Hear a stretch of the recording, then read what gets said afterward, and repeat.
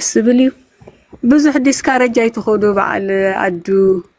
بزبلوو ككنداهم سلازي بركتو تزبلوو بزحاي كسمعكم يبلون كندا هذا جبرس بقى خاي وعندهم زبحال سلازي بزحاي تقدسوا كما كتخونوا دحنديهم سلام يا عباس كم يلا እግዚአብሔር ይመስገን كله سلام يا እንቋይ ተሰዋሁም እንቋይ ድማ ሃለኹም ስለዚህ እንታይ ተሰው እንታይ ረኺቦም ተዓዲ ከምዛ ትሪእዋ ዘለኹም ተዓዲያ መፅያ እምበር ዓቕምኹም ድማ በርኪትኩም ኢኹም ኣብቲ ክትፃወሩ ዘይትኽእል ገዲፍካዮ ተኸይድ ቃልሲ ደይሶም ሃዲሞም መፅዮም ዘለዉ አዱሲ ተማሂሩ حسب واي تقادلن تماهيرو جن كملا سايدلين حجيت كوارا زهولو بزسي قرمنيو السوم سديدو مو تماهيرو ديجري يديو قلحيزو ناو أمريكا يزفرتته أب أمريكا خوينو حجي كوارا زي خولو سقرميو حفرت كمان يبلو نزود زي دمر كلب باللو يخاتب الحدا هذا جيزي no it's not أنا قرأ كله أنا كواحدي نو قرب كبر سلازلني وناتهم دقاقيمو كسرفهم كزاربهم سلتسمع حدا جيزي تنعو تاتو ملسيلونا تانا بسوسي قمت هاديو يزبل anyway أنا حجي انت اكبر دليسي بزعبانا إيساياس كتقللو سانيحكم I don't know ريخم وديخم تي كسي تسددنا بإرترا بزعبو اوكي شديش شعات تقص له تصحفه بزعبا إيساياس نوحيو أنا عد الرخيبة رئيو بقاد آمي اسكتنحو تعمل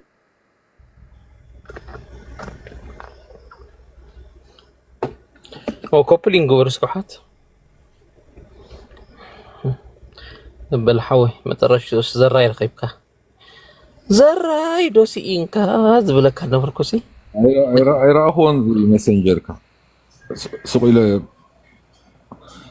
سامي شكور ديدو انت هذا أخ مقبل سامي عري حدقو ولد جبريل قال ماله سامي عرف ولد تطبيقه أسمراك وخموتاتهم تقايروا وصل مسولكم سامي يوناتان قال ماله تقايروا تشمكم سمتم ناي قدمي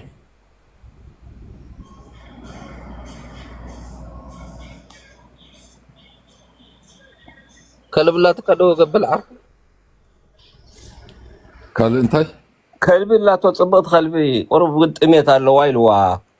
ادو تخل هايمانوسي اتمي خيام ثاني كانسر حميمان بريا من كستاي كنت امي كنتن زي سوق تقبل كبير توكينا بالعك يا سوق بحضر مقبي بخوب بس بيشالات هاي كميلا دا مخنصر صبوت دنيا لا تو صبوت قلبي وسكنا ملعه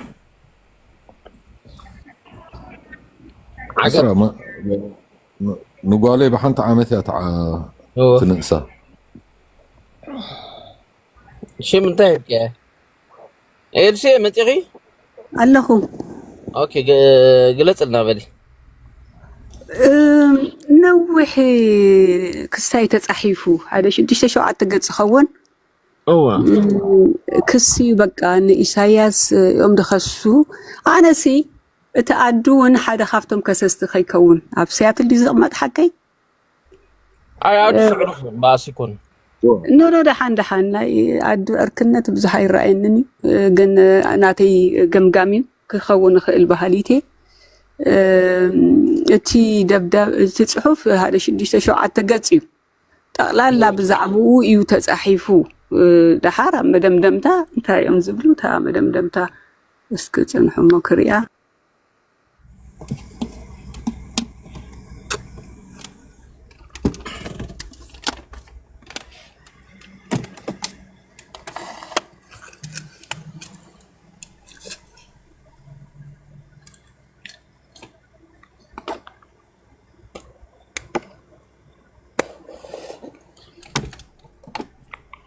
زي كرايم اجينست هيومانيتي تخصصوا النظري ولا لا زنا اسمها راس تخص يعني تقول له اوكي زحدش كسي زحدش كسي الله خدو الله خير شو قلت لي كخفتو كويس لابتوبي ازكم زعبا زي إساياس إذا سنة تبغاو وش تمرخب النعي شو عسل اللي نعي أنا شو عيوكسها هنقبر خلي بس عندي كمبيوتري قد أمي تمام معي وقف سيسهل قد أم كاب إيدي موديو أفتح كمبيوتري سي كاب تمالي جميرة كمبيوتري بالليل الله كاب زي موبايلي ግን ኢሳያስ እዚ ሕጂ ስለ ጥበባዊ ተዛሪቡ ዘሎ ዝበሃል ዘሎ እንዲሁ ከም ድኸሰስዎ ብዙሕም ዛረቡ ብዛዕባ ናይ ካሴት ዛረቡ ብዛዕባ ናይ ምስ ማዕበል ዝገበሮ ቃለ መጠየቕ ከክልተ ሰዓት ኣብኡ ዝዛረቡ ዝነበረ ትዝወቕሶ ዝነበረ ማዕበል ድማ ይብሉ ማዕበል ሲ እሱ ድማ ከም ጋዜጠኛ ኮይኑ አክት ዝገብር ዝነበረ ክንዲ እቲ ኢሳያስ ዝብሎ ዝነበረ አንጻር እቲ ህግደፍን አንጻር እቲ ሰራርሕኦምን አንጻር እቲ መንግስትን ይመስለን ዝዛረብ ነይሩ ንዑ ኸማን ክንዲ ቻሌንጅ ዝገብሮ እሱን ይውስኸሉ ነይሩ ህዝቢ ከነዓዕቡን ከለዓዕሉን ገሌሎም ዋላሱን ሓላፍነት ክስከመሉ ለወት ዝገበሮ ይብሉ ሕጂ ማዕበል ድሕሪ 2023 ይኸይዱ ነይሩ ንዓዲ ኤግዛክትሊ ሕጂ እዚ በፂሑ ነይሩ ኦልሬዲ ቲ ክስታት ሶ ማዕበል ተኣሲሩ ጠፊኡ ተሰዊሩ ክበሃል ከሎ እውን ኣምሹር ምናልባት ማዕበል ኣይተዛረበሉ ንኸውን እምበር በቲ ኣነ ዘንበብክዎ እቲ ፅሑፋት ማዕበል እውን ብውዩ ሓደ ካብቲ ዝኸሰስዎ ኣብቲ ደብዳቤ ተፃሒፉ ተሰዲዱ ዘሎ ንኢሳያስ ዳርጋ ከም ዝበልኩኻ 6-7 ገፅ እዩ ተፃሒፉ ኣብ መደምደምታ ይብሉ እቲ መደምደምታ ብሙለ ናብ ደገ ዘለዋ ናይ ህግደፍ ማሕበራትን ቤት ፅሕፈታትን መምርሒ ሓሊፉ ኢሳያስ ሰስፔንድ ክኸውን ጠጠው ክብል ኣብ ምንም ቦታ ንኸይሳተፍ ኣጊዶሞ ሕጂ መምርሒታት ተመሓላሊፉሎ ይብሉ ሳቶም ሕጂ ብዙሕ ክሲ እዩ ሕጂ ኣብ ኣስመራ ኣብ ኤርትራ ምስከደ ሽግር ኣጋጢሞን ኮይኑ እቲ ፅሑፍ ብሙሉኡ ድሕሪ ኣንቢብካዮ ዕድል ገይሩ ኸማን ዝወፀ በቲ ሳቶም ከሲሶሞ ዘለው ዕድል ገይሩ ይወፅዩ ብመን ተፈሪሙ በቲ ኣብ ዋሽንግተን ዲሲ ዘሎ ብርሃነ ድዩ ሽሙ እንታይ ቆንስል ድዩ እንታይ ሹ ቻርጅ ዳፌር አምባሳደር እኮ አምባሳደር አይመስለንን ወይ ቻርጅ ዳፌር ድዩ ገለ ወይ ድማ ሓላፊ ናይ ተኸስታይ ስለዚ ብጣዕሚ ነዊሕ ክሲ እዩ ኣብ ብዙሕ ነገር ይቃወም ከም ዝነበረ ርምርም ብል ከምዚ ልወቅስ ከምዚ ይዛረብ ከምዚ ብል በቃ ከውፃ እንዲ ዘይከኣልኩ እምበር ድሓን ካልእ ግዜ መፅአ ከብርሃልኩም ነጥቢ ብነጥቢ እቲ ፅሓፍዎ ትሰደድዎ ስለዚ እዚ ወዲ ዕድለኛ ኸማን ምውፅኡ እዩ ዝብል ሽንኳይ ክንድዚ ሊስታ ፅሒፎም 6-7 ገፅ እዩ ብዛዕባኡ ጥራሕ ጉዳይ ኢሳያስ እዩ ዝብል ድማ ጅምር ንማዕበል እውን ከምኡ ብልዎ ኣብ ማዕበል ዘቕርቦ ዝነበረ ኣነ ሕጂ ዚታት ኣይፈልጦኒ እቲ ንማዕበል ቀሪቦም ተዛረበ ገለ ኣይፈልጥኒ ግን ንክልቲኦም ዋላ ማዕበል እውን በቲ ዝገበሮ ክሕተት ከም ዘለዎ ሓላፍነት ክወስድ ከም ዘለዎ እዮም ዝኸስዎ ያው ኢሳያስ ሞ ዛረብ ነይሩ እዩ ይሞልቆ ይዛረብ ስለዝነበረ ይወቅስ ስለዝነበረ ብኡታት ነኺሶሙሉ እዮም ነይሮም ስለዚ 6-7 ገፅ እንድሕር ተፃሒፉ ሓንቲ ገፅ ሰዲዶም እዮም ዋላ 2-3 ላይን ፅሒፎም እዮም ኮሰብ ደእስሩ ክሶ ንጥርጥሮይን አንተ ኢሎም ካኣቱ ኩሉ ይሓቅቕ ይጠፍእ እዚ ግዳ 6-7 ገፅ ፅሒፎሙሉ ብዝርዝር ኣርእስታት እንዳገበሩ ስለዚ አይ ቲንክ እቲ ምውፅኡ ዕድል ገይሩ እዩ እቲ ወፂኡ ሕጂ ቅሬታ ምሕታት እውን ኢትስ ጉድ ምክንያቱም ታደርፊ ቅኔ እያ ታደርፊ ታተደረፈት ቅኔ እንድያ ሓደ መዓልቲ ምናልባት እቲ ቅኔ ብሩህ ምስኮነ እቲ ካልእ ነገር ኣብ ካልእ ሓሳብ ክነኣቱ ኢና ግን እቲ ሽዑ እቲ መንእሰይ ብጣዕሚ ሓሪቑ ንሂሩ ስለዚ ቅሬታ ተሓቲቱ ፅቡቅ ገይሩ ማልሓንቲ እንታይ ቅሬታ ምሕታት እኮ ክሳይ ኣይኮነን ቅሬታ ሓቲቱ ኢሉ ኣዱ ሓፍ ኮፍ ብል ነይሩ በኣሞይ ቅሬታ ምሕታት እንታይ ነገር ኣሎ ቅሬታ እኮ ንክንደይ ነገር እዩ ዘደዓዕስ እሱ ሎሚ ሕጂ ኢሳያስ ኣብ ካልእ ደረጃ ኮፍ ኢሉ ክሓስቦ ከሎ كلنا دقفت نيرنا إنا بحد أوان أفتنا دقفلو زنبرنا أوان نتي سرعات كالي نقرأ يرأينا ني بقى عيننا عميت كامل دقافي أتي وان تجد كم ذا عينة أنا دقف كل خص كم ذا عينة قصت عين برن العالم يتودد كسرون أفلت أين برن أنا أبنت كم ذي لدما دفنتونا ينبركون جن ندقف نيرنا بقبرو زبلو خات قبر مسكاو مسوس خاجن أم انتهي نيري انتهي خويني الكون تحسبيها لذي سياسون كافت زنبرو وتيو كم ذي لو كحسم خالو نبعلون أن نفسه حارة وتيو كاو دما حجي كزارب تخيلو دما سنايو يقريتها تيلونا تومن إسيات بتادر في تقيمكم مني ولاون بخال نقر زبلكو زبلو زنبركو اندحريدو تايس أقمالو صبوغيو تاو خنا مهارت راح يقريتها محتاجكو دخيمكا مالتها يخونن يقريتها محتاج نتي كال سب اندحرتي سخات قبرو زنبركا تبلو زنبركا زحرقو زنهرو خوينو ولاون نتسرعات مدقافو نبعلو دقيفكا نتسرعات لا لتحت المبال سب لا تقاتل لا تأسره هو السي قتلن سو أسرن بجمن حتى تلو أبنتي بلون بتي زدرفو بتي زولوز نبرة جن يقرأ تحتي تلو يقرأ نحر حتي تو ولا حتى تبلو يتخلنيها جبنا يجبرن بجبنا يتحطوني خا يصيرني أقتلني زبلت تخوينه أنا قداميتي دحريو خيد سقى حجنا يسمعون زيتي أرى محتاجو النايل باماتيو يسوايز منم كابوز قدل يلا يقريتها سلازبلا نخال سباي وستخلوني جنتي زنهار من سي ولا نتي حرق أسب جن بقى يقريتها حاتي تندي يقرب ولا تي مزحفت مفتي أمنات ناسي كلها نعببتنا أمنو عملاق ندحر تقولوا نقبروا حاتيات نسرحوا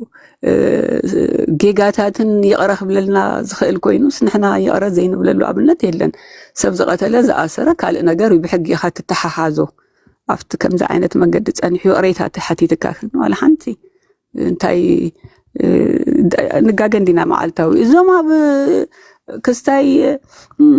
دليت فتحينا يلوم دم كأسرو زعلو زلو ساتهم زجبرو جبن دي أي بلت أندحر براكتيكالي ريها لذي كبعل سلت أنا زبلو دوز جد دقيرو يسوع أي جبرن سلت أنا انتي زجبر زلو أنا سلت أنا هقدف سديد مخ يكونون تتأرات ركاي عبز دم بفتحي تاي نمن زي كسس نمن زي بل نمن زي يتسألم كلنا ناتنا تسألنا سلازي زي أكبر راح يمتى جن نوح كسي علني كوبي سلازلني إيه نوح كسي كم سدد وش تشتشو عتقد يقرمكم وجن إلسي بدي ما نسي أنا حاجة خمسي تمساسالي مسنات كندي زلني إلسي جن حانكم فليل ناخذ رؤية تحطه عملت حاجة تخصصي عب أمريكاس دقاف هقدف كونكم زي صراحكم منين يروناي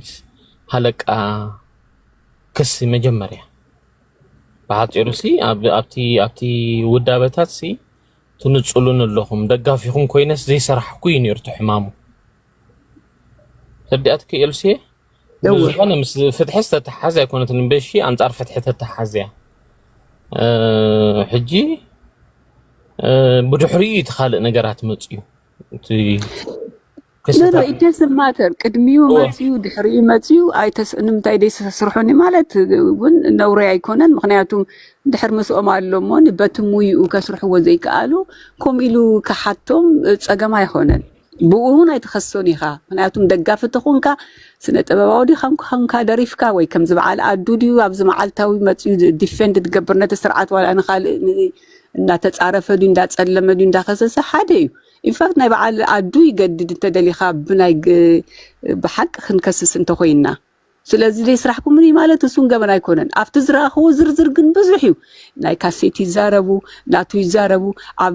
ما ناي معبل كستيمتي تزاربو سحجي أو إن تقصيهم تزاربونا أبنتي أفتخصوه ولا أنا معبل كمان من تاي كلا عقلون هزبي كم زيلي وقس نيرو نهقدف كم زبل نيرو بزحي تزحيفو زلو أف كاسيت مشات يبلو دما كاسيت هاي تشيت أو أتات زرزرالو بزحي تنوحيو أما جرشتا جن جبن كم زجبر دم ديمو زي جبن جيريو نتي تاي زبلو نتي هو نتي زاد نتي انتاي ودي حنتي زربا لبا نتي زقدسو مالتي سي نتي كريو زلو عكال سي نعون قدفو يمزبلو السم حجي كاب دقيم صحفو زلو تي زقدسو عكال كحاتو كأسرو ايو كم يوم دم تحليفهم بس نوحي شو عاد تقص ان حد صحفكم كاسي بزعباي تدرفو نطرح كتكون يا يكونت بزوحي تصحيفو زلو تنعنزراهو سلازي تايد ادليخا عدل غيرو يوطي امبر زكلو تزرزيرو كسوري نيرو ساتم غمغيموم يم نعاتهم يقسم كم زنبره بكل نجار كم زقبر نم سب كنا تصايو كوميلو كحتت هيز فري نمتاي زي سرح نمتاي زي مدب كبل اوف كورس اندحرا بقول له كوينو كحتت غبويو سو منم زخصص نجار يبلون اوس قاع زهلخا ابيناي تصفحي اخا تسرح زلخا دكافيها وكان يلسو حفتي ابزناي دنب فتحسي بجكا إسياس دبساي بزحات ودت كابو متيو نيرو تمسكن ياريد عنديت قرጫጭ دهاب كم انت كدلا إسياس بزحات حجي بزح مش هالو خمز زحتل اليوم ابتي نطفتاتهم تدنب فتح بخمي يقاوما نخمز يوم عين السبات كتقوم لهم خيل تبلي تزيادة ناتهم كإلت قوة صمتها انتاي مسلكا تي دنب فتحي نبعلو اورغانايز لزي كونه لازم سبات زياتهم سي باي تخفتر لهم ما يكلون نبعلو زي تطرن فهم تريو زلخاي دحراي ما تي توم سنه طباباوያን نبعلهم كيسي وستيهم كم ناي بعلو دتكابون ابنت افناي لامبدوزا غيزي سلدمص افتي حما غيزي نيرو so at least السون أنا I remember أب حدا بوتا نيرسي هذا جزء نخدرف أو متى نخدصاوت ستايلهم جن توم دليت فتحي ناتهم تأجم سلزنا برو مفتخبابي أنا ونزاري بيني راو كهلي إمام مسائل جن فقر سلزي بلهم نبعلهم أنا كم تسأي كلنيلو ذكرني أي مثلا جن of course تي أفتخبابي زنبرو دما نفتم حدا كيدو كدرفون هيدا ليون سلازي تدلاي فتحي نبعلو نتهم سنة طباباوያን كم تزد ليو كساي دقف زهبو ماي مثلا الناس عاد ما يقدفوهم مال سنة طباباو انت خوينو اب زخونه بوتا ኤርትራዊ ዘለዎ ተዓደመሉ ቦታ ከይዱ ይخፍልዎ እዮም ደፍ ኦፍ ኮርስ ተኸፊሉ ከኸይድ ዘለዎ ግን እሶምን ስክፍታ ኣለዎም ከምዚ ሕጂ ፍርሕ ኣለዎም እቶም ሓደ ሓደ ዝድግፍዎም ከይንጽልዎም ይፈርሑ ገሊኦም ድማ እቶም ስነ ጥበባውያን በታ ኣነ ዝረኣህዎ ገለገለ እሶም ድማኒ ናጻ ኮይኖም ክንቀሳቀሱ ደልዩ ስለዚ ናቶም ምርጫን እቲ ሃዋሁ ድማ ንባዕሉ ከም ናጻ ኮይኖም ከም ድላዮም ኣፍትን እንዳተወናጨፉ ክሳይ ክገብሩ ዘፍቅድ ኣይኮነን ከም ድላዮም ማለት ስነ ጥበብ ነጻ ኮይኑ ዓብድላዩ ከይዱ ክደርፍን ክሳተፍን ዘለዎ እዚ ናይ ደንበ ፍትሕ ንባዕሉ ፖላራይዝ እዩ ከም ዝራእኻዩ ከም ዝተዕዘብዎ ስኻትኩም ከም ተኣነ ዝሪኦ እጅናተይ ንኤልሳ ጭሩም ድሕር ጸልኡ ኮይኖም ኣነ ሓደ ካብቶም ስነ ጥበባውያን ድሕር ዓዲመ ንምንታይ ተኸይድ ብልዎ ደው ኢሎም ኣምሹርኮም እዮም ዝገብሩ ንምንታይ ኣኻ ሳተዳሎ ንምንታይ ተኸይድ ክብልዎም እዮም እሶም ድማኒ ትዕዳጋ ኣሎ ስራሖም እዩ ዝኽፈልሉ ስለ ዝኾነ ሽግር ከይብሎም ደሓናይ መፅነይ ክብሉን እዮም ሪኻ ከምኡ እዩ ዝሰርሕ ኣጋጢምና እውን ስለ ዝኾነ ስለ ንፈልጡን ከምኡ ከም ዘጋጥም ስለዚ እንታይ እሞ እሶም ኣይተዓሞመን ክጥዕሞም ኣይክእልን እዩ እቲ ደንበ ፍትሒ ብሓባር ልቡ ኣስፋሕ ኣቢሉ ኣእምሮ ስፊሑ ልቦና ገይሩ ክሰርሕ ተዝኽእል ንዖም ነፃ ገዲፎም ኣብድላዮም ቦታ ከይዶም ንኽሳተፉ ከፍቅዱ እዩ ዝግባእ ግን ከምኡ ይገብሩን እዮም ኣይገብሩን እዮም ስለዚ ኢትስ ቨሪ ዲፊከልት ይባላ ንዕኦም ከማን وكال أبزي إلسي تاريخيو مبزحتهم زمناي درفتنا أبي إرثرا بير بروباغانديست ناي هجرف كوينوميم مبزحتهم تباغراوند ناتو دحريم دلووتو بحات إيروسي خندو حجي أبكاد نابنت حجي إتوبيان بولو توم بوليتيكا درفو فولياتيوم ናይ ፍቅሪ ጥራይ ደርፉ ከዓ ፉልያት እዮም ሕጂ ኣባናኹም ባህሪ የለን ቶም ደርፍትስ መብዛሕትኦም ፕሮፓጋንዲስት ብሓፂሩ ሲ ነቲ ዘሎ ሽግር ዘጋድዱ ፀንሑ እዮም ሽዑ ፀኒሖም ከዓ ክስታይ ይኾኑ ሕጂ ብናትካ ዓይኒ ማለት እዩ ኤልሲ ኣብ ኤርትራስ ብናትካ ክደርፍ ኣይከኣልን ድዩ ማለሲ ብናትካ ሓሳብ መሳርሒ ዝኾነ ከይኮንካ ኣይከኣልን ድዩ جيتهم بحجنا بعلي إساس كم زي بدليتي زيادة قصلوا نيرو قالوا تكو جوبرن اليوم صحتي لهم بعلنا إن تحنت درفو قال جن تخوم عمل سي عبدرفتنا من تايوت زيادة دمت حزب مخان ليك قلل دمت حزب خوينهم كسرح يكلون يوم I am sure تدرفون سنسوري دخون يفتشوا تايز بالزلو تايو تي مستحافة يمرمريو ኤርትራኮ ኣብ ኢትዮጵያ ነፃነት ኣሎ ሪላቲቭሊ ነፃነት ኣሎ ዋላ ሲሮም ከኸማን within 48 hours ጠበቃ ጌርካ ኣብ ቤት ፍርዲ ትቀርባለካ ተኣሲርካ ወንት ወፂኻ ወኤርትራኮ ከላዓለም እዩ ኣብ ኣፍሪካ ዳኣ ትኹን እምበር ምንም ኣፍሪካ ኣብ ኣፍሪካ ውሽጡን ከም ኤርትራ ዓይነት ዓዲ የለን እቶም ደረፍቲ ተዝፍቀደሎም ብዙሕ ምደረፉ ምክንያቱም ታይምትካቶም ስነ ጥበባውያን እቲ ዝርእይዎ መዓልታዊ ዘጋጥሞም ዘይፈልጥዎ ይኮኑን ግን ንኽነብሩ ግድነት እቲ ስርዓት ዝደልዮም ክስታይ ክገብሩ ተዘይለ ክስወሩ እዮም ክስወሩ ደይርዩ የለውን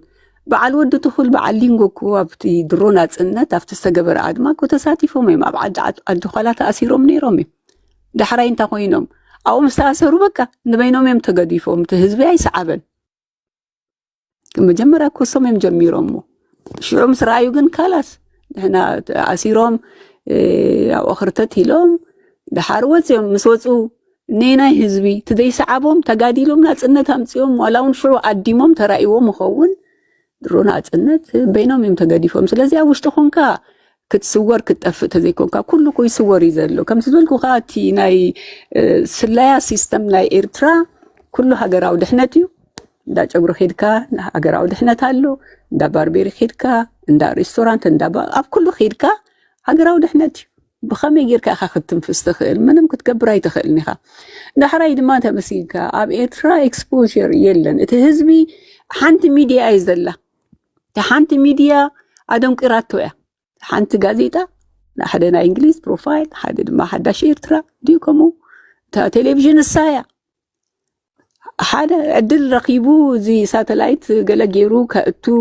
ክሰምዕ ተዘይክኢሉ መብዛሕትኡ ዳርጋ በቃ በቲ ናይቲ ስርዓት ጥራሕ ደንቂሩ ዝኸይድ ዘሎ ኩሉ እቲ ንቡር ይድመስሎ ኣብቲ ሃገር ስለዚ ኣይ ቲንክ ናፅነት ኣብዘይብሉ ሃገር ናፃ ኮይኑ ሰብ ክደርፍ ኣይክእልን እዩ ዳሕራይ ድማ እንታይ መሲልካ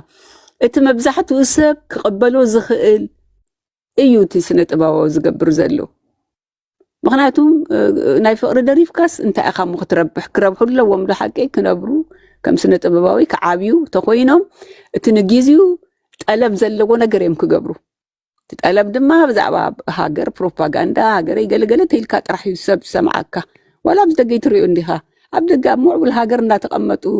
እዞም ደገፍቲ ናይ ህግደፍ ዝገብርዎ ትሪኦም እንዲኻ ሕጂ ንኣብነት ኣብቲ ናይ ሰላም ጊዜ ምስ ኣብይ ሰላም ኮይኑ ምስ ተባሃለ እንድድሽ ይብሉ ነይሮም ተምሓርኛ ይሰምዕዎን እዮም መስለና ኣነ ግን ሰምዑ ከለኹ ገሊኡ ኣንጻርና ህና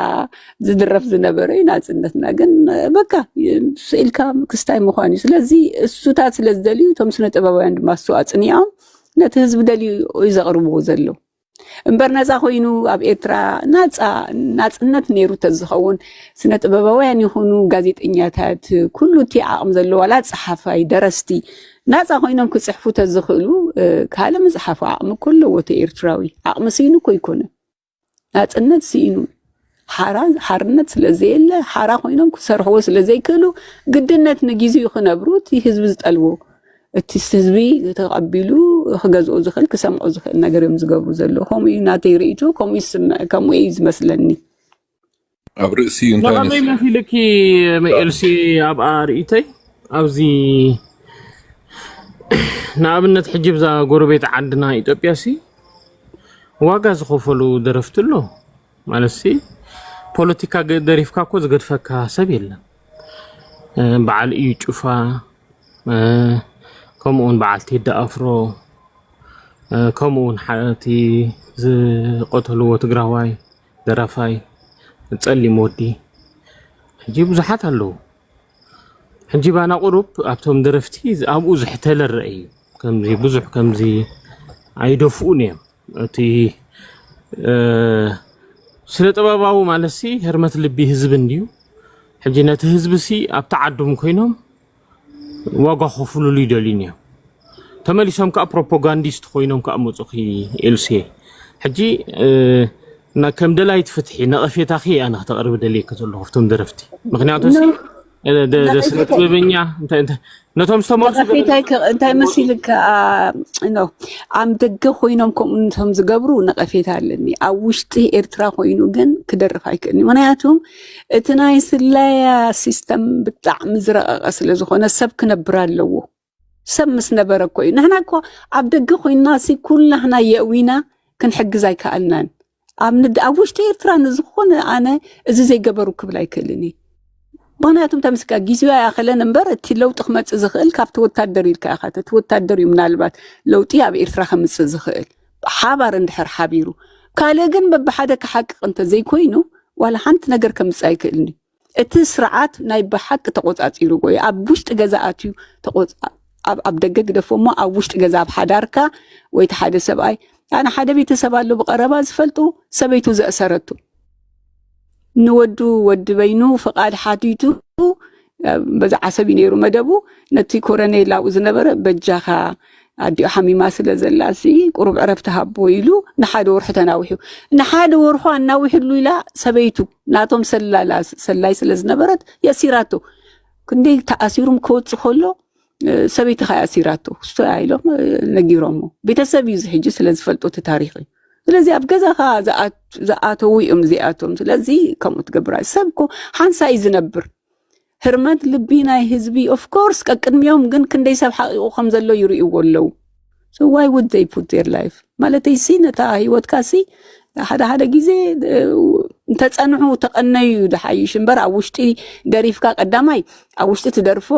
ነቲ ደገ ይክሰምዖ ምናልባት ሓንሳ ሪኮርድ ገይሩ እምበር ኣብ ውሽጢ ሰንሱር ኣብ ቴሌቪዥን ኣይከርእይዎን እዮም ኣብ ሬድዮ ኣይክስምዕዎን እዮም ኣበይ ኮይኑ ክሰምዖ ትሰብከ ዋላ እንተደረፉ it does not make sense honestly ለውጢ ኣብ ደገ ኾንካ ከተዳኸሞ ትኽእል ኢኻ ነቲ ስርዓት ኣብ ውሽጢ ድማ መዓልቱ ምስኣኸለ ድማ ክትኮስ እዩ ኣፍታ ናይ ኢትዮጵያ ነጥቢ ክምለስ ተኾይነ በዓል ቴዲ ኣፍሮ ያዝ እንሱም ዜሮ እነሱም ዜሮ ገለመታት ኢሉ ተኣሲሩ ግን ወፅዩ ያ ጠበቃ ተገይሩሉ ብስርዓት ተማጊቱ ወይ ተፈሪድዎ ወፅዩ ግን ቴዲ ይነብር ኣሎ ኣይተቐተለን ሓደ ክልተ ተመይቶም ድማኒ ኦፍ ኮርስ የጋጥም ሃጫሉ ስመይቱ እንዲ ተቐቲሉ ዳ ያ ዋላ ብዚ ዘሎ ስርዓት እጂ ከምሞ የጋጥም ይኮ ቅትለት ግን ኣብ ኢትዮጵያ ከምቲ ናይ ኤርትራ ኣይኮነን ድፍረት ኣለዎም ሳቶም ብጣዕሚ እዮም ዝደፍሩ ክደፍሩ ዘለዎም ኣብ ኤርትራ ግን ኣይከኣልኒ ኣብ ኤርትራ ፍጹም ኣይከኣልኒ በብሓደ ክትሓቅቕ ተዘይኮንካ ሲ ክስታይ ለውጢ ከተምፅእ ኣይትኽእልኒ ኢኻ ኣብ ደገ ኮይኖም ትቶም ድወፁ ተደሪፎምን ሰናየ ዝብል ኣነ እንታይ መሲካ ሰብ ክመውት ኣይደልዮን ሰብ ክሳቐ ኣይደልዮን ዳሕራይ ኣብ ከምዚ ዓይነት 100% ስርዓት ኮንትሮል ኣብ ዝገበሮ ሃገር ሲ በብሓደ ክትብጆን ተዘይኮንካ ተምፅኦ ለውጢ የለን ንሓንቲ ደሪፈ ኢልካ ድማ ክትብጆን ቅንዕና ኣይኮነን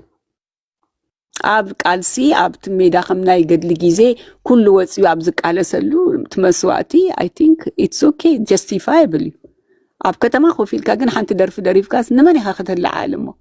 ኣብ ደገሲ ኩሉ ደርፊ ተደሪፉ እንዲዳ ክለዓል ተኮይኑ ትውሽጢ ዘሎ ግን ደርፊ ኮነን ዘልዕሎ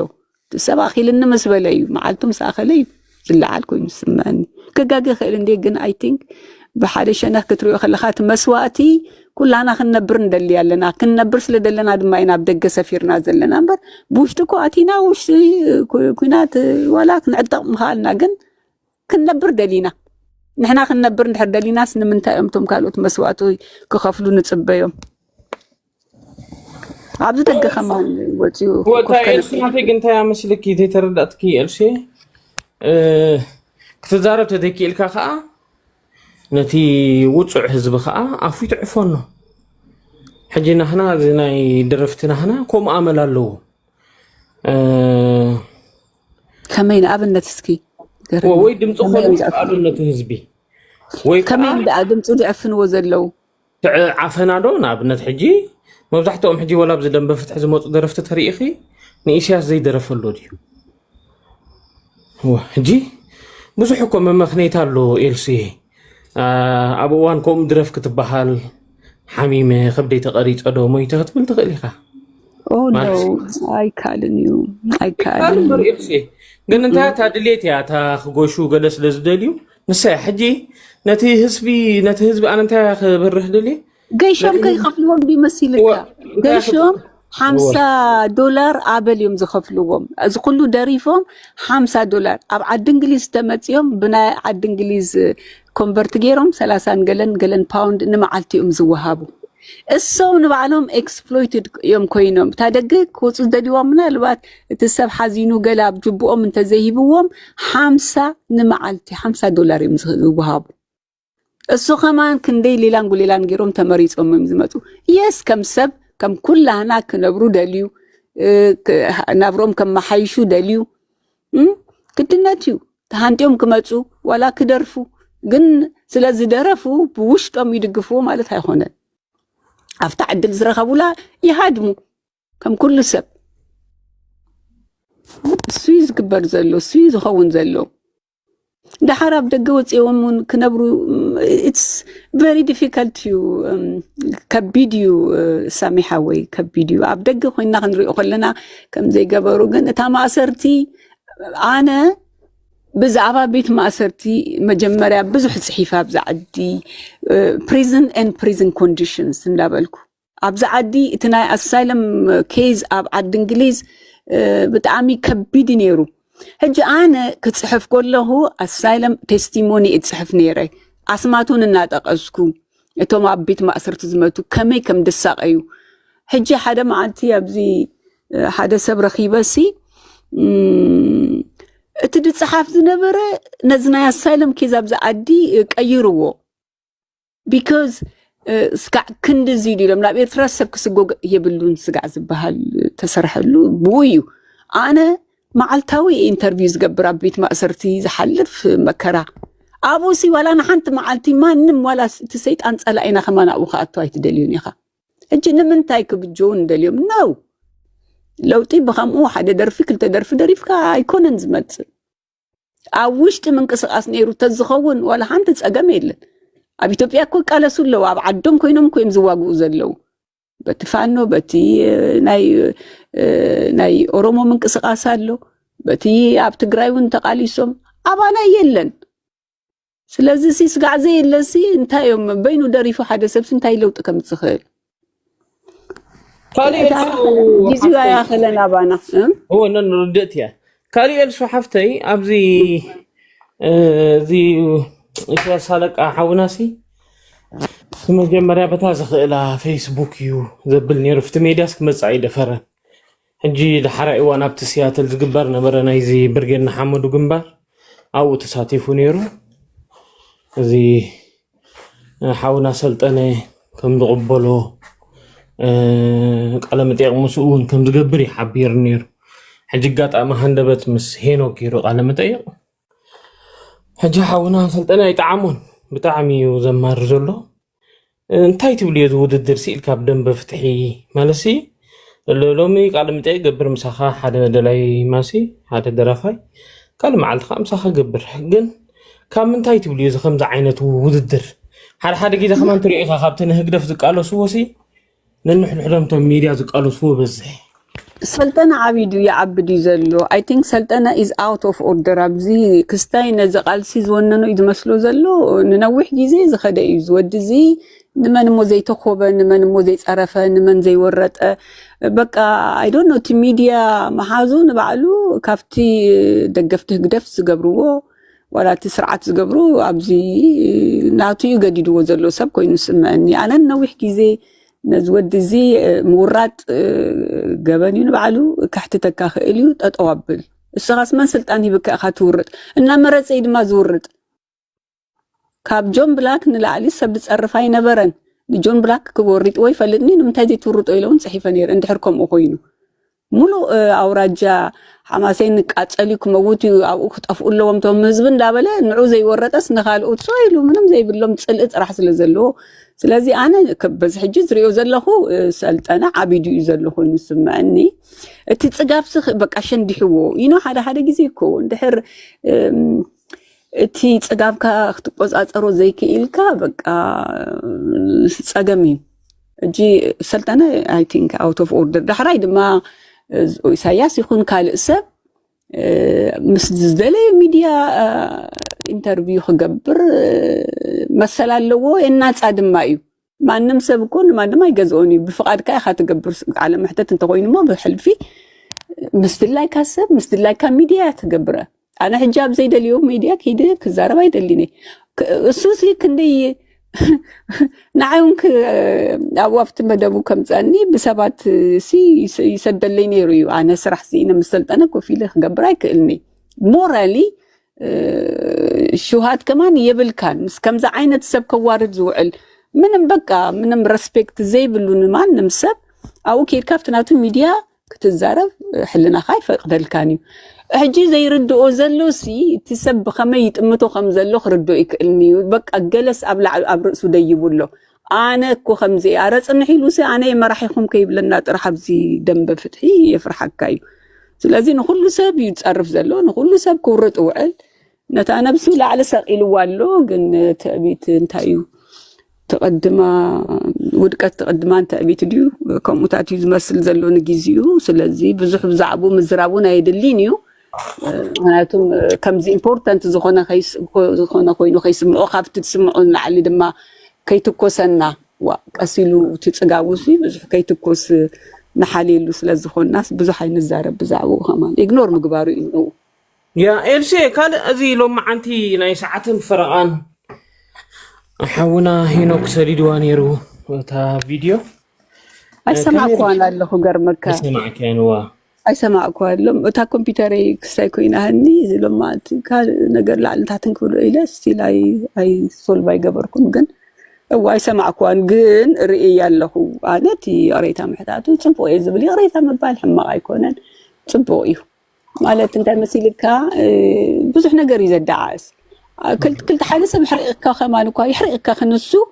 ትዛረቡ ከለካ ኣምሶ ሶሪ ተይልካ خلاص ተወዲያ ብድሕሪያ ስታይኻ ክትብል ትኽእል ተጋጊሉ በቃ ትድምደምባ ንሓልፍ ብሕጂ ድማ ከምቲ ህዝቡ ይቃለስ ከምኡ እዩ ኣነ ዓዱ ክዕንድር ከሎ እዩ ገሪም ንበቃ ንምንታይ ቅሬታ ሓቲቱ ሰዋት ሓተተ ብዙሕ ክስታይ ኣይኮነን ምሕታቱ ክስታይ ኣይኮነን ግን ኣነ ርእዮ እቲ ክስታት ኩሉ ዝሰደድዎ ከምዚ ዓይነት ክሲ ካብቶም ደገፍቲ እዩ ድመፅእ ተዓሳሲሩ ተቆፃፂሩ ኣብቲ ኤምበሲ ድማ ተፃሒፉ ስርዓት ተፈረመ ርኢ ኣነ ገሪምኒ ስለዚ እንዲያውም ኢሳያስ ዕድለኛ እዩ ዝኩሉ ተፃሒፉሉ ብሂወቱ ምውፅኡ ብጣዕሚ ፅቡቅ እዩ እንኳዕ ወፀ እንኳዕ ከምቶም ተሰወሩ ድማ የተሰወረ ንእሽተይ ድማ እዩ ማለት እዚ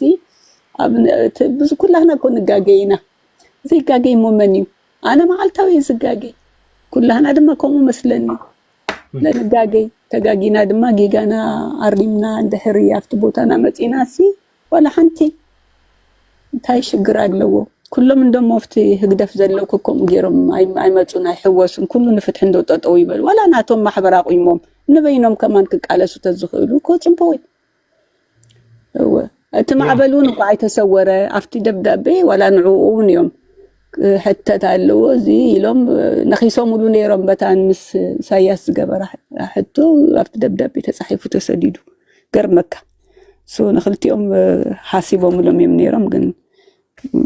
ብሓይሊ ኣምላኽ ወፂኦም ማለት እዩ ያ ካልእ ኣብዚ ኤልሳ ሓፍተይ ኣብዚ ናይ ሓፈሻዊ እዚ ናይ ኢሳያስ ኩነታት ከም ኤልሳ ጭሩም ከም ነዊሕ ዓመት ዝገበር ከብዚ ደንበ ፍትሒ ከም ንሱ ከዓ ሓድሽ ምዃኑ እንታይ ምክር ትብዮ ኤክሱ ኣነ እስኻ ነብስኻ ኮነ ዝብሎ ኣብዚ ደንበ ፍትሒ እንታይ እዩ በቃ ናትካ ክስታይ ክህልወካ ኣለዎ ናትካ ትውንኖ ሓሳብን ርእስን ክህልወካ ኣለዎ ዝኾነ ሰብ በቲ ናቱ ዕላማ أجددو كأتوكا يكون ولا كدفع كايبلون حاسيبو أفتسو كم تزمسلو كالستيو كي كالس مرجاناتو كم يكون زلو سبد ما بدليتو بتسو زمرصو عينت ولا بينو كالس خيل انديو أبزقال سبكو قدنات هيكونن كتصنبر ስለዘለካ مسي تدقفو مسي علامة وزيت السما معلو تصنبيركا ختقالس نو هديدو يحسب تاخ قبرز دلي ناتو خستايو ولا وندحن زقميله كعزبتيلو ولا حنتي افتي زمعمعو افتي كم تسو زدليو بتزمرصو يقالس نهل እንደማዕበል ሕጂ ቃለስ በይኑ ቃለስ አለ መስሎ ይገብራሉ አፍቲ አይቶ በታስ መስሎ ግን አትሊስ ድምጽ ሆይኑሎ ስለዚህ ኢሳያስን ከምትስ ዝደልዮ ህዲ ኢሉ ክሳይ ገበር ሕጂ በህልፊ ቦላ ታይሪ ዘሎ ኣብዚ ደንበ ፍትሕውን ብዙሕ ዝዕድም ኣይኮነን ከም ዝንሪኦ ዘለና ስለዚህ ደሓን እሱ ባህ ዝበሎ ነገር ክገብር እዩ ግን ቋ ደሓን መጻኻ ብሎ ኣነ ኣጆኻ ክብሎ ደሊ በዘጋጣሚ ምንም ኣይኮነን ኩላና ተማሊ ኣብቲ ዝነበሩ ቦታ ነርና ኢና ስለዚህ ሓንቲ ነገር ዝበላሉ ድምጽ ነቶም እሱራት ኣብቲ ተኣሲሮ ከለኹም ስራኹ ድምጽ ክኸውን ዝበሎ እሱ ብጣዕሚ ዝድገፍዩ ብኸመይ ድምጽ ክኸውን ዝኽእል ድማኒ ኣብቲ ድሕረ ዝኾነ ደጋፍ ወይ ሓሳብ ደልዩ ኩላህና ኣለና ክረኽበና ክእል እዩ ኣነ ብዓቕመይ እቲ ዝኾነ ነገር ደልዩ ነገር ተሎ ክሕግዞ ወይ ክምዕዶ ወላውን حسب كهبو علىهم على تيسي أجهم طرحي كبل زخونة سب زمت تحوس سب زقال سي لفتحي والكامينا خنقولو زقبانا وعلى حمد أخوهم يحواتنا يمكو كلنا كحواتينا عبدا بفتح لنا عبدا بدقفت له ولا تقاومت لنا يدقفو يحواتينا زيرو تا إيرتران كلنا ياكو حنس أحادي بتصحنا سلازي تسرعت زقبرو زلو مريرو زمتان فتحي إنا بزحنا مسنخيد حيلنا ندلدلك خيدي سلازي زخونة سب كابدن بدقفتي نابدق فتحي كمتس كله نقعد حمزهم ترحينا خنقولهم زلنا نبر كم زجيركم الكا عند خسسكا أي تهدموا منيخا نو يمسو ولا عدو صباح عندهم يمتسن والكام كنقولوا إنا ترحي متسا أبزي عندنا متسئلو كتعرف ترحي وعي مخان نزا جزا قمم كويسو نحر زي لك ما تسويلون النفس يعيشوا لهم ذاك سمعوه الله هذا جزي يسحقني بحكوا دي بلبو دي كم زبل زلو يلاقني قرمني anyway you know نيش تندك زارب دمت كي حسب كوس خات حزن لها سامي هو إلسي كانت صاريني لنديت أننا أشتو قدات حاجة إلسي زي immunity አሎ ምሻሎ ሰብስብ ድለካት እንሕምሽ ናብት ዘለኻይ መጽ ሕጂ ጣወሮ ሰብ አሎ ግን ትንሶም ዝበስሉ ገርፎ በሰልካ አሎ ተዲክኒ ኤልሲ ናብነት ሕጂ ንሓደ ምሽክናይ ክወጽእ ዘይከኣለ ካብታ ሃገር ጥቑ ኾንካ ስኻ ጾሪ ሚሊታር ጌርካ ተኸዲንካ ክትሰኣል ክትላጎጸሉ ክትውዕል ኮለኻ تمليسكا عبد الجهون كتقام ما كتكون كلها حجي قالوا سمع كان جرات ردي كني يلسو نحد تحدو موزو بو نتناتو نزلو ووصعه بدرفتات كاغير كات شوفونو نبركاسي دحراي متيو قال خبل كله انا حد دي واحد الكانيو زي السي حجي اتي حوي سقع زي اسهر سقع زي قطقط سقع اب لاي نفسي قستاي انفليكتد زي جبره اتهاوهون انا حدا نغركا مبزحتهم زمان بزح ነገር አለው ከዛረቡ زي دلي ግን اتز قطقط ኤርትራዊዩ اتز اسر ኤርትራዊዩ اتز ሳقي ኤርትራዊዩ ስለዚ ደረፈ ግን ሰባይ ቀጥቀጠ فرديكا اندهر اب حد اوان you will be surprised كلنا خنقرمينا من اسيرو من كي يأسر نيرو من كي يقطقط له انا بزح تستيموني سلازلني حدا جيزي تا ايرترانا تصابل يزدليا كلنا honestly بزح جبن تفتصيمو ብዙሕ ገበን ድማ ኣብ ሃገራዊ ኣገልግሎት ዝነበሩ ንባዕሎም ወላ መራሒ ጋንታ ድዩ መራሒ መስርዕ ድዩ መራሒ ክሳይ ድዩ ያስሩ ነይሮም እዮም እሰሩ በሃሉ ሓደ ግዜ ይገድድዎም እሰሩ ቀጥቅጡ ብልዎም ይቅጥቅጡ ክንደይ ዝተቀጥቀጡ ዝለመሱ ኣለው ስለዚ ኣብኡ እንድሕር ሪኢኻዮ ኣብ ኤርትራ ኢሳያስ እኮ ባዕሉ ወሪዱ ክቅጥቅጥ ቀጥቂጥኒ ዝበለ ሰብ እኮ ይረኸብናን ይእዝዙ በቃ ቲ ትእዛዝ ካብ ላዕሊ እቲ ሲስተም እሱ ተሓታቲ መራሒ ስለ ዝኾነ እምበር እቲ ቀንዲ ማህሰይቲ ኣብ ታሕቲ እዩ ዝፍፀም ገለ ካብኦም ዝነበሩ ኣብ ደገ ኣለው ደለይቲ ፍትሒ ኮይኖም እውን ዝኣተው ከምዚ ሕጂ ብኣሞይኑ ብሎ ነበርና ትውፊ ዝበሃል ሰብኣይ ክንደይ ደቂ ኣንስትዮ ዝዓመፀ ክንደይ ዝቐጥቀጠ ኣብ ተቃወምቲ ነበረ ኣነ ክፅሕፍ ጀመርኩ ሆ ብሉ ነይሮም ሪኢኻ ስለዚ ካብ ደገ ይኮነን መፅዩ እዚ ብደርፊ ዋላ ሓንቲ ደርፊ ደኣሞኮም እኮ እዩ ሎሚ ገለ ደርፉ ፅባሕ ንጎው ድማ ካልእ ደርፉ ከምኡ እዩ ምስቲ ስርዓት እዩ ዝቕየር ዝነበረ እዩ ዘሎ እዩ ኣብ ደርጊ ግዜ ዝደርፉ ዝነበሩ ዳሕራይ ድማ ደርፎም ተቐይሩ ሕጂ ድማ ደርፎም ተቐይሩ ሶ ከምኡ እዩ ስጋዕ ሰብ የእሲርኒ ኣቐጥቂጥኒ ኣቕቲልኒ ዘይበለ ትዝብሎ ዝነበርኩ የቕሬታ ብዙሕ ሰብ ኣቐይመክ ነይረ እተኢሉ ዊ ፓስ ካብኡ ዝገደደ ገበናት ኢና ንፈልጥ ንሕና ኖ እዚ ዋላ ሓንቲ ኣይኮነን ንዓይ ሓንቲ ዳሕራይ ድማ ከምኡ እንተዘይገቢሮም ቦታ ይረኽቡን እዮም ስለዚ ግድነት ከምኡ ገብሩ ናይ ፍቅሪ ጥራሕ ደሪፉ ሰብ መን እሞ ክሰምዖ ኣብ ኤርትራ ንባዕሉ ኣብ ካልእ ቦታ እዩ ዘሎ እቲ ሞር እቲ ንደገ ኮንሰምፕሽን እዩ ዝድረፍ ኣብ ደገ ድማ ኦፍኮርስ ፌስቲቫልን ገለ ኣብቲ ውሽጢ ድማ ፌስቲቫል ገለ ክኸውን ከሎ ይደርፍሉ ይስዕስዕሉ ከምኡ እዩ ዝደሊ እቲ ስርዓት ካልእ ኤልሱ ሓፍተይ ኣነ ኮ ኣፍልጦ የብለይ ናውራጃ ናይ ኢሳያስ ደበሳይ ግን እንታይ ክብሉ ጠሚዐ ዞም መብዛሕትኦም ደለይቲ ፍትሒ በውራጃ ይኸይድዎ ንሄኖክ በርደይ ሰልጠነ እዩ ተቢድዎ መጀመርያ ነይሩ ገለ ዝብሉ ኣለዉ ሕጂ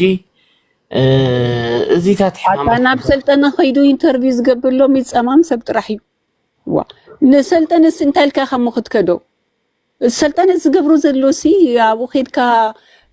ቃለ መጠይቅ ክትገብር ዘብህግ ድዩ ወይስ ዘዕድም እዩ ዋ ንመን ይፀርፍ ሰብ እኮ እንድሕር ፀርፍ ኮይኑሲ እንታይ ክብሪ ስለ ዘሎ ኢኻ ሙናኡ ትኸይድ ኣውራጃ ወዲ ኣውራጃ ዝሰኢሎም ሕሙማት እዮም እዚ እንታይ ምስካ በውራጃ ዝሓመሙ ኣለው ፀበብቲ ካብ ኣውራጃ ናብ ወረዳ ወሪዶም በቃ ዝኾነ ነገር ምስ ኣውራጃ እዮም ትተሓሕዝዎ ዋ ጉድ እኮ ረኺብና ሕጂ ኣነሲ ካባይ ንላዕሊ ንደውራጃ ደቂ ኩሉ ግዜ ዝሓገዘ የለን ግን ኩሉ ግዜ ባዕሉ እቲ ሰልጠነ በየነ ወቂሰ ስለ ዝፀሓፍኩ ብህዝቢ ሕብረተሰብ ኩሉ ግዜ ኣይትፈቱን ኢሉ ተዛሪቡ ሰብ እንድሕር ንዓይ ከምኡ ብለኒ ክንዲ ኣነ ዝሓንክዎም ካብቲ ኣውራጃቲ ኣይድሓነን ሓደ ሰብ ኣድሒኑን ኣይፈልጥን እዩ ገንዘብ ጥራሕ ዝእክብ መብልዕ ገንዘቡ ገይርዎ ዳሕራይ ድማ ኣፃልኡን እዩ በቃ በልዋ ፅረፍዎ ዓይነት እዩ ንዓይ ከምኡ ካብ በለ ንኢሳያስ ከምቶም ተበሉ ኣይ ክሳይ ነዚኦም ኣይተቃልብሎም ኣነ ሆነስትሊ ኣይ ዶንት ኢቨን ቴክ ኢት ሲሪየስሊ ታይሞ ድሕር ከምኡ ኢልካ ክትሰርሕ ኣይትኽእልኒ ኢኻ እሶም ግን ኣመሎም እዩ ታይሞ ድሕር ኣመል ኮይኑ ዝኾነ ነገር በውራጃ እዮም ክወስድዎ ዝኾነ ነገር ቢኮዝ ካልእ ነገር ተሓንግሎም ክሓስብ ኣይክእልኒ ሰብ ስለ ዝኾነ ጥራሕ ኢኻ ትኸዶ እምበር ሓውኻ ወድድ ኢኻ ወደቦኻ እውን እኮ ፍጹም ምስኡ ክትሰማማዕ ኣይትኽእልን ኢኻ ድሕር ባህርያቱ ሕማቕ ኮይኑ ድሕር ሰብ ዝፀርፍን ዝሃርምን ዝቋየቁን ወይ ዝሰርቕን ዝሕዝውን እንድሕር ኮይኑ ዋላ ሓውኻ ትርሕቆ ኢኻ ትደሊ ስለዚ እንታይ ጥራ ቢሎም ናብ ኣውራጃ ወሰዶም ሕማም ኣለዎም እዚ በቃ ንዝኾነ መስተማሰልቲ ኮይኖም እዚ ምስትምሳል እዩ ምስትምሳል ድማ ድኽመት እዩ ያ ቀዳማይ ነገር ንምንታይ ከይድካ ኢሉ ነፃ ኮይ ዓብድላይ ይኸይድ ዋላ ምስ ቢቢሲ ይግበር ዋላ ምስ ሬድዮ ኤሬና ይግበር ዋላ ምስ ሬድዮ ኣሰና ክስታይ ቴሌቪዥን ይግበር ዋ እንታይ ይእውድዎ ንሰብ ኣነ ምስ ድላይ ይግበር ዋ ኣብዚ እንዳሳሚ መፅያ ኢሉ ደይኮነን 5-6 ቪድዮ ሰሪሑ ብዛዕባይ እንታይ ይእውደኒ ዓብድላይ ይኸይድ ኣብዚ ስለተዛረብኩ 5-6 ቪድዮ ሰሪሑ ኣሎ እንጀራ መእተው ገይርዎ ግን ኣነ ነፃ ሰብ ዓብድላይ ምስ ድላይ ኢንተርቪው ክገብር እንታይ ይእውደና ده قدف كيدا كم دي لا يلو اندر نيرو عنديرو زفيلو لو ام شور بيكوز تملاليش يمصال له دما بزي ماليش كعب يعبد امبر حدا عفيتو سيلم يمجحاتكم زيوم غيزي كستايم سينا مزبلو سلطفوم كال سلا كفلو زي كلو يمسلني تري لما افتو راجا اوراجا انت لهم سينه تسب زفرحو از مسلم دس او دسكفو نو لازموني بقى كتحمشو شي خازلك انا زي خمسه حسابات لا زي دناقور طرحنكم خبز دلي سب نالصايو ما نمسب اب زي دليو I don't know منتاي كيدو አይፈልጥን እንዴ ኢሳያስ አበይ አውራጁን አይፈልጦን እንዴ ስለዚህ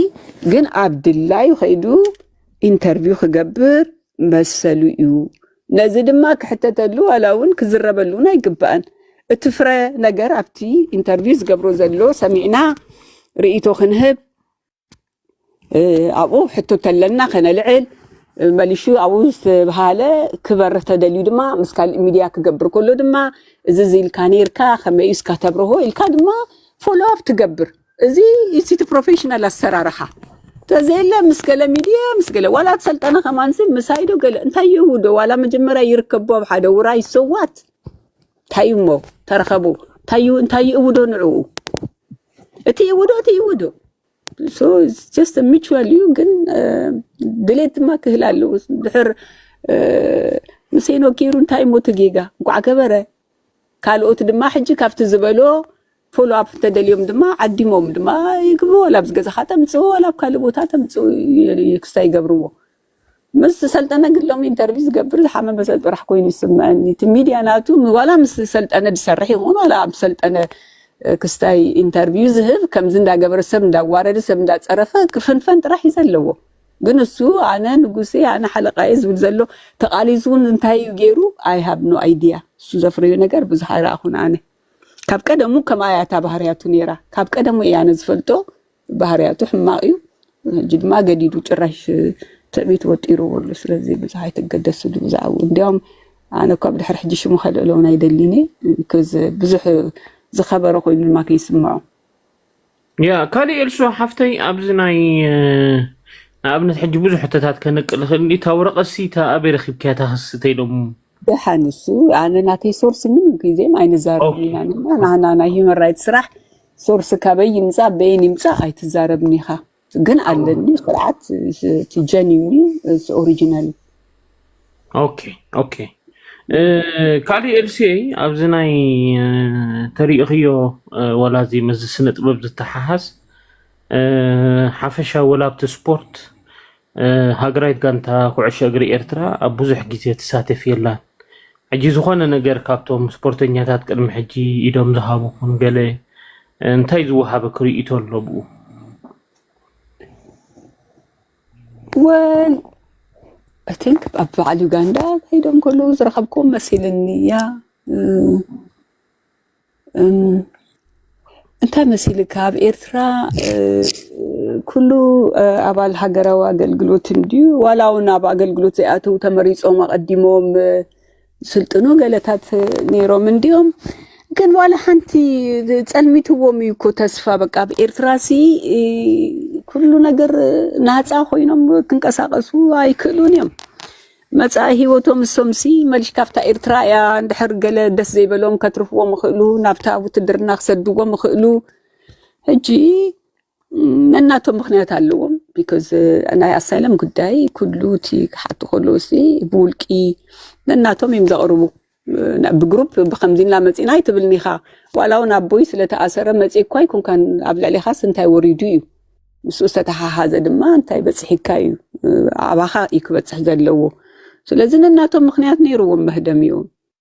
نفتا إرتراسي من متاي سايترايو من اوف كورس نتسرعات دما امباراسمنت نيرو عبزاز خدوو بمولو مترفو سلازي قدنت امباراس كتصرف ስለዘይደሊ ተጣቢሉ ወንበር ከም በቃ ኤርትራ ጥራሓ ያብሙሉ ናታ ጋንታ ወጪው ዘይመለሰላ ከምዛ አይነት ጉዳ በአፍሪካ ተሰሚዑና ይፈልጥኒ ስለዚህ ነተ ስርዓት ውርደት እዩ ስለዚህ ውርደት 10 ግዜ ክዋረድ ስለዘይደሊ ተተው ከብሎ እዩ እምበር ዓቕሚ ኣለዎም ኤርትራውያን ሲ ናይ ብሓቂ ብኩሉ መዳያት እኮ ናይ ብሓቂ ተዝድገፉ ዕድል ተዝወሃቦም ነፃ ኮይኖም ክንቀሳቀሱ ክሰርሑ ተዝኽእሉ ኣበይ በፅሐ ኤርትራዊ ተባዕ ህዝቢ እዩ ንፉዕ ህዝቢ ናይ ብሓቂ ክንደይ እኳ ተፃዊርዎ እዩ ነዚ ስርዓት ግን ካብ ዓቕሞም ላዕሊ ኮይኖም ተስፋ ምስ ዘይርዩላ ተዓዲ ባዕሉ ፈልጥ ኢሎም በቃ ይሃድሙ ከም ህዝቦም መን እሞ ዘይሃደመ ኣብ ኤርትራስ መን እሞ ዘይሃደመ ስለዚ ወረኺበዮም ደኽልተ 3 ግዜ ነቶም ዝወፁ ብእዋኑ ረኽቦም ነይረ ኦኬ ካልእ ኣብዚ ናይ ኤልሲ ኣወይ ይኣኽለና ባ ሕጂ ወዲ ገብረላ በቃ ሓራይሽ ከማ فرق ليت خوينو خيد بقى سياكل اي ثينك هو كي حسبكو خما نينو ابز غزاخا كم زمان يزولو ايو باخبل صنيها انت وي بقى عندما تمصمو ساعات 4 تصنح بالنيرو حقو يو مالتي سي طعمتو ميتمكا تعلالكم صبويو قصلو كمو صبويو انا خمني هو تملالي شلهو يا إلسي thank you سلطة خبر جزاخي ونحطير مبرغ تبي قيمة إخي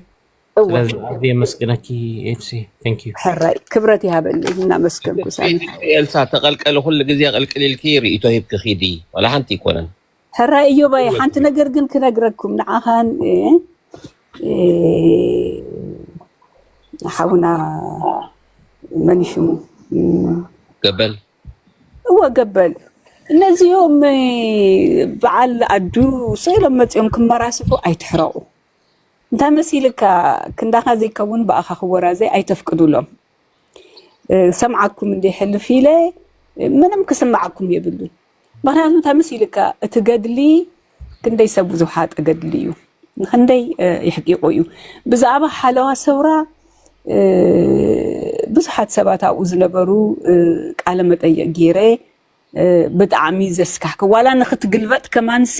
ፍቓድ ኢኻ ተሓትት በዛ ሓንቲ ሸነኽ ኮፍ ኢልካ ፀኒሕካ ከምዚ ኣልካ ንኽጥወይ ክጥወይ ዶ ኢልካ ኢኻ ተሓትት ነይርካ ኣብ ሓለዋ ሰውራ ክንደይ ሰብ ተሳቂዩ ክንደይ ሰብ ድማ ኣብኡ መይቱ እዩ ካብቲ ከምታ ዓይነት ቤት ማእሰርቲ ወፂኻ ስኻ ትሃድም ከለኻ ሓንሳ ኢኻ ትነብር ኣብዚ ዓለም ወፂኻ ኢኻ ስጋዕታ ዝነበርካላ ግዜ ተወጊእኻ ተቃሊስካ ኣቕምኻ ጌርካ ኣብ ሓለዋ ሰውራ ኣቲኻ ምስ ትወፅእ ግን ናትካ ጥራሕ ኮይኮነን ዝረኣየካ ዋላ ኣብኡ ቶም ዝሓቐኡ ኣብኡ ድሳቀዩ ምስ ረኣኻ እዚ ድዩ ኢኻ ትብል ንዑር ኢኻ እንድሕር ወፂኻ ከተዓሰካ ይብሉን እንኳዕ ወፂኻ እውን እኮ ትቃለስ ኢኻ ነርካ በታ ኣነ ዝፈልጦ ሳብቲ ናይ ሓፋሽ ውድባት ትቃለስ ነርካ ኢኻ ስጋዕ መወዳእታ ስለዚ ኣይትገደሰሎም ኣይትሕረቕ እንኳዕ ወፃኻ ወሊድካ ትፅብቅ ትነብር ኣለኻ በቃ ዛትሰድ ዓቕምኻ ድማ በርኪትካ ኢኻ እቶም ዘይበርከቱ መፅኦም ክወራዘዩ ዕድል ኣይተሃብዎም ኢግኖር ግበርዎም በቃ ኣይትመልሱሎም ከማን ክብረት ንዕኦም እንድሕር መሊስኩምሎም ምክንያቱም ሰብ ኦነስትሊ ነሰብ ብሕልፊ ናይ ገድሊ ናብራ ከቢድ እዩ ነይሩ በቲ ዝገበሮ ተመስግኖ ነቲ ኣንፃር ክስታይ ዝኸደ ድማ ተወቕሶ ስለዚ እስቲል ሃገረይ ትብሉ ኣለኹም እስቲል ጉየኩም ኣሎ እስቲ ክትሳተፉ ትመፁ ስለዚ ካብ ገድሊ ስለ ድወፃኹም ክፀርፉኩም ተኮይኖም ኢግኖር ግበርዎም ነዚኣቶም ክብረት ከማን ኣይድልዮም ኣይትመልሱሎም ጀስት ኢግኖር ዘም ዋላ እንቶም ክሕርቑኹም ኢሎም ዝፅሕፉ ጀስት በቃ ከም ሰብ ኣይትቆፀርዎም ኦነስትሊ እቲ ዝፈልጦ ጥራሕ እዩ ዝፈልጦ ኣነ ኣብ ገድሊ ኣይነበርኩን በቲ ዝሰማዕኩ ቴስቲሞኒ ናይ ሓለዋ ሰብራ ይኹን ናይቲ ገድሊ ግን ከቢድ እዩ ነይሩ ስለ ናፅነት ዝመፀ እዩ እምበሪ ክንደይ ገበናት ስለተሰርሐ ቶማኡ ገበን ዝፈፀሙ ሲ ክክሰሱ ፍርዶም ክረኽቡ ኢኻ ትደሊ ግን ቅድሚ 91 ዝኾነ ኣነ ከም ታሪክ ኢና ክንምዝግቦ ንኽእል እምበር ክንከስስ እውን ኣይንኽእል ኢና ቢኮዝ ሕጊ ነበረ ሃገር ኣይነበረት በናይ ሕጊ ኢኻ ክትቅይዶም ትኽእል ስለዚ ብዙሕ ኣይትገደሱሎም ኣይትሕረቑ ኣሕዋተይ ክብሪ ዘይፈልጥ ሰብ ድማ ከኽብረካ ኣይክእልኒ ሰበታ ዝገበራ ዋላ ሓንቲ ወርሒ ተቃሊሱ ኣበርኪቱ ተኮይኑ ቡይኻ ተመስግኖ ሽምካ ዓመታት ተጋዲልኩም ተወጊእኹም ተሳቂኹም እታ ሂወትኩም ተሪፋ ስለን ዝነበርኩም ዓይኖም ደም ዝመልኦም እንድሕር ኮይኑ እዚኦም ኢግኖር ጥራሕ ኢኻ ትገብሮም ራይዶ يغني لنا إيرتا ኤልሲ ወይ ህራይ ሳሚ يغنيልኝ ክቡር ሓወይ ብሩኽ ምሸት ይግበረልኩም يغنيልኝ ማለት ዘዕድል ስለ ዝሃብካኒ ኦኬ ቴንክ ዩ ኤልሲ ቴንክ ዩ ዓባይ ሰብ ያ